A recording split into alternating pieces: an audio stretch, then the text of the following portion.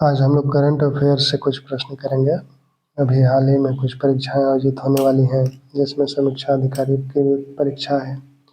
इसमें current affairs के प्रश्नों की संख्या लगभग 12 से 14 होती है। तो उन प्रश्नों के लिए हम लोग एक प्रैक्टिस सेट के रूप में कुछ करंट अफेयर्स के प्रश्नों को देखेंगे, जिसमें पहला प्रश्न जो है वो है, अभी हाल ही में पटेदा अंचु साड़ी को जीआई टैग मिला है। पटेदा अंचु साड़ी को जीआई टैग मिला है। यह साड़ी कहाँ निर्मित की जाती है? तो यह साड़ी कर्नाटक के गजेंद्रगढ़ में निर्मित की जाती है। गजेंद्रगढ़ जिला कर्नाटक का जो है, वहाँ ये साड़ी बनती है। दरअसल जीआई का मतलब है जियोग्राफिकल इंडिकेशन, भौगोलिक संकेतक। जियोग्राफिकल इंडिकेशन, भौगोलिक संकेतक। तो कुछ वस्तुएं जो बनाई जाती हैं, जहाँ बनाई जाती हैं वहाँ के लिए वो विख्यात होती हैं। उनकी गुणवत्ता का एक तरह से वो प्रतीक भी होता है। तो ऐसे में भारत सरकार ने भौगोलिक संकेतक पंजीकरण एवं संरक्षण अधिनियम 1999 बनाया। भौगोलिक संकेतक पंजीकरण एवं संरक्षण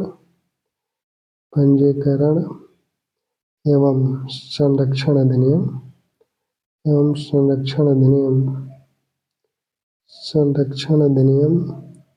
1999 बनाया। इसे 2003 से लागू किया गया। यह अधिनियम 2003 से लागू हुआ और इसके तहत जो पहला जीआई टैग दिया गया, पहला जीआई टैग दार्जिलिंग चाय को मिला। पहला जीआई टैग जो मिला था वो दार्जिलिंग चाय को मिला था 2004 में।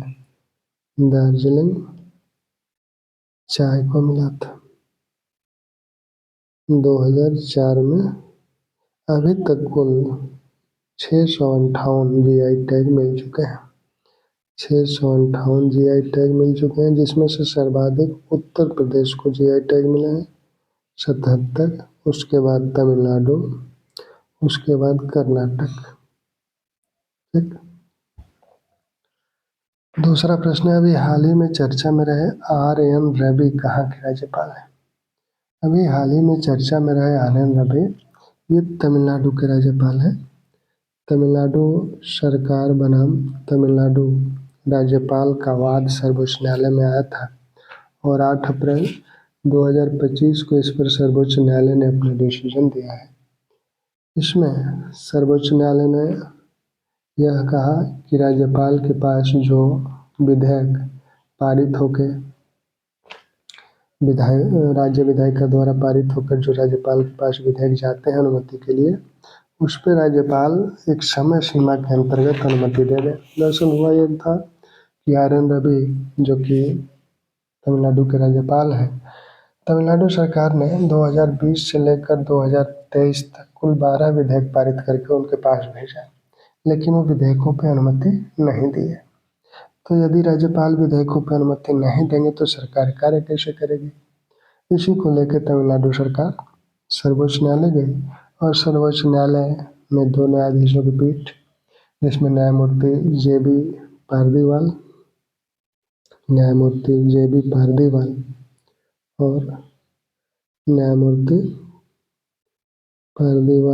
और न्यायमूर्ति आर महादेवन की पीठ ने एक समय सीमा राज्यपाल के लिए समय सीमा निर्धारित की। उसने कहा कि राज्यपाल को विधेयकों पर 3 महीना के अंतर्गत निर्णय लेना होगा। यदि वो पुनर्विचार के लिए विधेयक लौटाना चाहते हैं तो यह कार्य 1 महीना के अंदर कर देना है। पुनर्विचार के लिए यदि विधेयक लौटाना चाहते हैं तो 1 महीना के अंदर। यदि राष्ट्रपति के लिए आरक्षित करना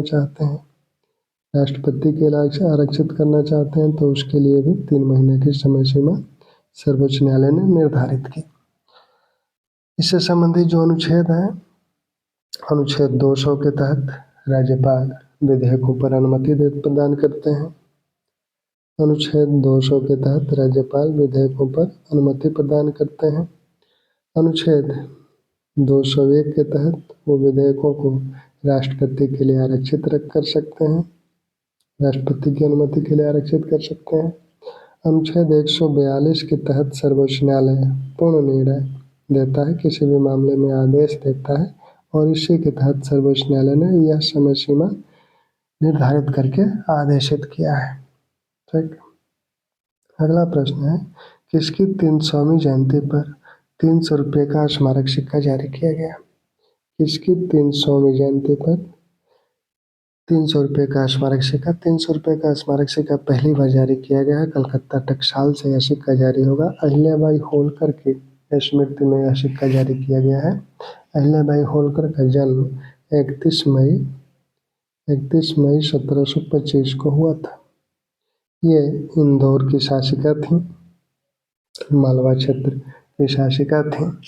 दरअसल मल्हारराव होलकर जो इनके ससुर थे, जो कि इंदौर के जो होलकर कहे जाते हैं, तो इन्हें जो पेशवा बाजीराव प्रथम थे और मराठा सम्राट शाहू थे, तो उन लोगों के समय इन्हें इंदौर की जागीर प्रदान की गई थी और वहाँ के ये शासक थे। इन्होंने अहिल्याबाई होलकर, जिनका जन्म महाराष्ट्र में हुआ था, उनसे अपने पुत्र खांडेराव का विवाह करा दिया। यानी अहिल्याबाई होलकर का विवाह खांडेराव से हो गया। लेकिन खांडेराव का निधन 1754 ईस्वी में हो गया। जाट नेता सूरजमल के किले कुम्हेर किले का घेरा डालते समय इनका निधन हो गया था। मल्हारराव होलकर का भी निधन 1766 में हो गया। खांडेराव और अहिल्याबाई होलकर से एक पुत्र मालेराव उत्पन्न हुए थे। तो मालेराव शासक बने, लेकिन 1767 में इनका भी निधन हो गया। तब अहिल्याबाई होलकर 1767 में शासिका बनी, क्योंकि न पुत्र था न पति थे। तो 1767 से 1795 तक अहिल्याबाई होलकर शासिका रही। और इस बीच इनके द्वारा जो भी कार्य किए गए, जैसे अपनी राजधानी जो महेश्वर थी नर्मदा के तट पर, इसको यहाँ पर ढेर सारे निर्माण कार्य किए गए। विभिन्न जो हिंदू तीर्थ स्थल थे इनके राज्य के बाहर, जैसे काशी विश्वनाथ मंदिर का पुनर्निर्माण इन्होंने करवाया, क्योंकि मुगलों ने उसे तोड़वा दिया था। सोमनाथ, द्वारिका, रामेश्वरम, बद्रीनाथ, केदारनाथ, इन हिंदू तीर्थ स्थलों पर विभिन्न प्रकार के निर्माण कार्य इनके द्वारा करवाए गए थे।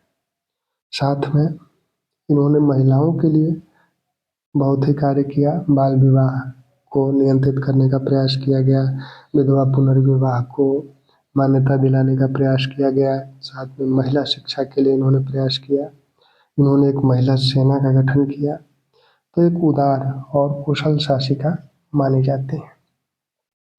इनकी स्मृति में मध्य प्रदेश सरकार द्वारा अहिल्याबाई होलकर पुरस्कार की घोषणा की जाती है। इन्होंने इनके इस जो जयंती है 300वीं जयंती, इसके उपलक्ष्य में भोपाल में महिला सशक्तिकरण महासम्मेलन का आयोजन हुआ, जिसमें स्वयं प्रधानमंत्री भी शरीक हुए, इसलिए यह और महत्वपूर्ण हो जाता है। अहिल्याबाई होलकर जो पुरस्कार दिए जाते हैं, वो पुरस्कार महिलाओं को दिए जाते हैं। आदिवासी लोक एवं पारंपरिक कलाओं के क्षेत्र में महिला कलाकारों को ये पुरस्कार दिए जाते हैं और 1996-97 से ये पुरस्कार शुरू किए गए। इस बार का जो पुरस्कार मिला है डॉक्टर जयमती कश्यप को मिला है। डॉक्टर जयमती कश्यप को अहिल्याबाई होलकर पुरस्कार मिला है।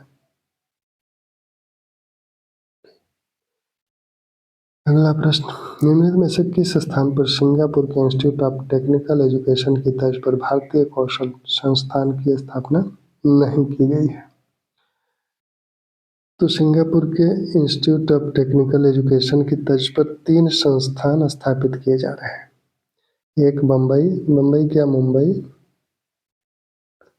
मुंबई में, कानपुर में, अहमदाबाद में, बेंगलुरु में नहीं।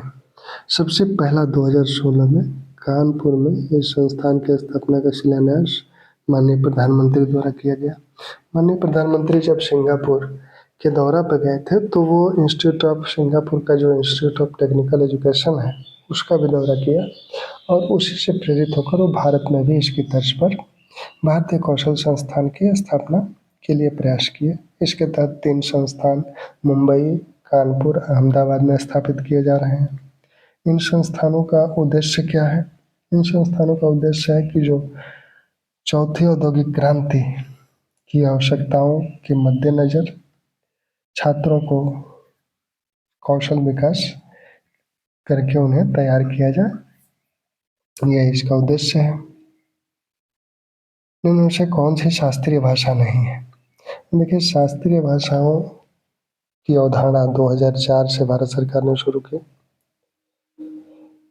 और ये कहा गया कि जिस भाषा का इतिहास 1500 से 2000 वर्ष पुराना है, जिनके पास एक समृद्ध साहित्यिक निधि है, समृद्ध साहित्यिक निधि जिनके पास है, उन्हें शास्त्रीय भाषा का दर्जा दिया गया। और सबसे पहले 2000 में तमिल को शास्त्रीय भाषा का दर्जा दिया गया, फिर 2005 में संस्कृत को, फिर तेलुगु को, फिर कन्नड़ को, मलयालम को ये दर्जा दिए गए।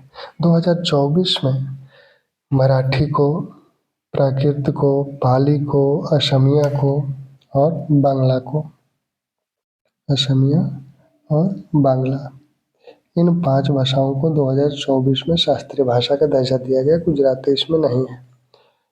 ठीक, तो कुल 11 भाषाएं, शास्त्रीय भाषाएं कुल 11 हो गई हैं 2004 से अब तक। ठीक, अगला, गलाथिया की खाड़ी कहाँ स्थित है? गलाथिया की खाड़ी जो है यह ग्रेट निकोबार द्वीप, ग्रेट निकोबार द्वीप में स्थित है, ग्रेट निकोबार द्वीप में स्थित है और ये बहुत ही महत्वपूर्ण स्थल माना जा रहा है। ग्रेट निकोबार जो कि भारत का सबसे दक्षिणतम द्वीप है, यहाँ 4 प्रमुख परियोजनाएं शुरू की गई हैं। एक तो पतन, दूसरा हवाई अड्डा, तीसरा टाउनशिप और चौथा ऊर्जा संयंत्र। यह जो गलाथिया की खाड़ी है, इसे एक पतन घोषित किया गया। पतन क्या? महापतन। तो भारत का ये 13वां महापतन है। अभी तक 12 महापतन थे, 13वां महापतन के रूप में इसे घोषित किया गया। ये इसकी जो रणनीतिक स्थिति है बहुत ही महत्वपूर्ण है, क्योंकि यह अंतर्राष्ट्रीय शिपिंग मार्ग पर स्थित है।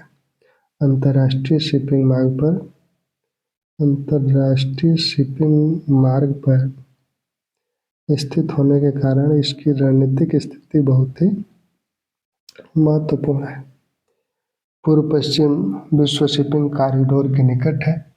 जो पूर्व और पश्चिम से जो जहाजें जाते हैं वहाँ उसके निकट है। तो इसका रणनीतिक महत्व बहुत ही महत्वपूर्ण है, इसलिए इसे महापतन घोषित किया जा रहा है।